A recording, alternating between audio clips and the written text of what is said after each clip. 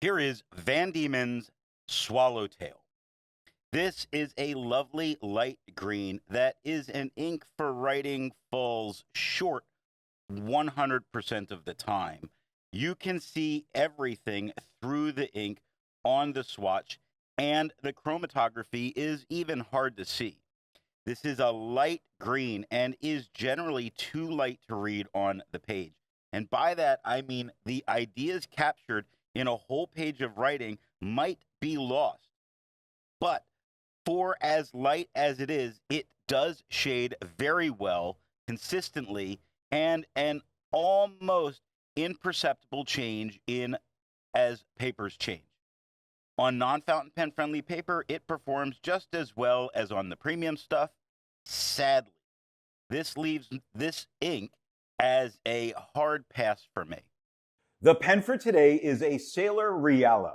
And now that we know my opinion on this ink, let's see how we got there by looking at the first writing sample done on Clairfontaine. Here we get to see really just how light this ink is. Very, very light, especially on this bright white page.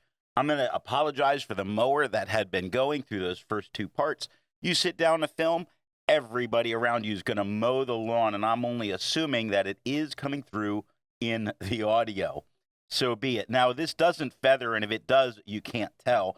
It doesn't spread. It does shade very well. You can really tell when you say template 4. The 4 is much easier to tell.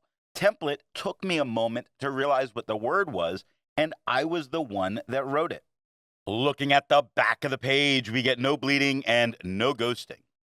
Van Dieman's makes more than just this one ink. So let's take a look at a few other inks from Van Dieman's. Here is Van Dieman's Deciduous Beech. Here is Van Dieman's Eggplant. Here is Van Dieman's Devil's Black. Here is Van Dieman's Rhubarb Crumble. The second writing sample is done in a Portage Reporter notebook.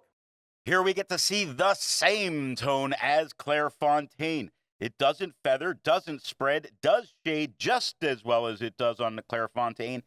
It is still incredibly hard to read, and I don't think that's going to change much when I get this into the edit. I'm looking up at the camera, and it's hard to see in the camera.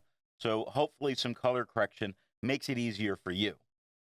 Looking at the back of the page, we get no bleeding and no ghosting. There's a lot to be learned by doing multiple chromatographies. The one on the left is done the way it's supposed to be done. A line of ink is put down to immediately put into water to show the separation of those colors making the ink. Now the one on the right is marked with a D. This is allowed to dry for 10 minutes before it's put into water. The third writing sample is done in a national brand Steno notebook. Here we can see that the tone is just a little bit lighter than it was on the Clairfontaine, only a little bit. I think the yellow tone of the paper did brighten this very light green up, making it just as hard, if not a little harder to read than it was on some other papers. No feathering, no spread. Yes, still shades, not shading as dark because overall we're getting a lighter tone. I think we have a little bit of a translucent ink here. Looking at the back of the page, we get no bleeding and no ghosting. Resistance tests are done to see how well this ink can be expected to perform on the page, and more importantly, how hard it may be to clean from your pen. Now, the smear is allowed to dry for 3 days before testing it. In the upper left, you can see where there is highlighter. In the upper right, that is pen flush. The lower left has a 1/3 bleach solution, and the lower right has plain old water. The next writing sample is done in a Rhodia notebook. Here we can see that we get the same tone as the Clairfontaine. It does not feather, does not spread, does shade. I think more frequently we get a bunch of the darker tones than we had on the Clairfontaine. More frequently. But then again, a lot of this writing was shorter bits. When we got to longer writing, it lightened up just like it did on the Clairfontaine. Most important, it does not stand out against this quad rule at all. It really gets buried underneath it like it's rubble or trash all over top of all of the writing, making it even harder to read. Looking at the back of the page, we get no bleeding and no ghosting. With over 1,000 inks reviewed, let's take a look at a few more green inks. Here is Dieman Tropical Green. Here is KWZ Hunter Green. Here is Robert Oster Peppermint. Here is Scribo Verde Bosco. All of the inks that you just saw have a review here on the channel.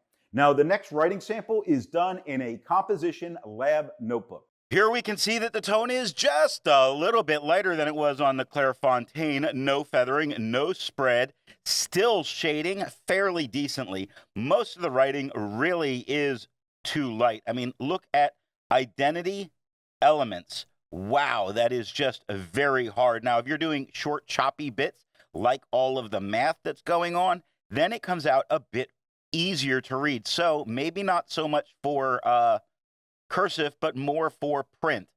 Maybe that's how it would do a little bit better. Looking at the back of the page, we get no bleeding and no ghosting. And if you're a student, I would highly suggest against using this ink in your lab notebook. While it's nice to see inks that are in the same color family, I prefer to find inks that complement the color on the page. Here is Dieman Inferno Orange. Here is Noodler's Purple Martin. Here is Vinta Romblon. Here is Mont Blanc Corn Poppy Red. The best way you can support this or any channel that you like watching is to alert the retailer of where you saw the product at time of purchase.